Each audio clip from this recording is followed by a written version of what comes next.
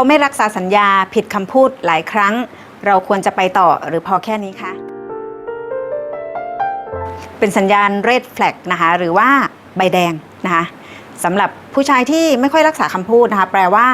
เขาไม่เห็นว่าเราสำคัญมากพอนะคะถ้าเขาไม่รักษาบ่อยๆนะคะหรือผิดคำพูดบ่อยๆนะคะมันก็จะเข้าข่ายผู้ชายโกหกนะคะดังนั้น red flag ที่เราไม่ควรไปต่อนะคะอีกข้อหนึ่งก็คือการโกหกนะคะดังนั้นการที่ไม่รักษาคำพูดบ่อยๆนะมันก็จะเข้าข่ายโกหกนะคะเราจะไม่คบกับผู้ชายโกหกเราจะไม่เอาเข้ามาในชีวิตนะคะดังนั้นถ้าเรารู้ว่าเขาโกหกนะคะให้หยุดไปต่อทันทีค่ะ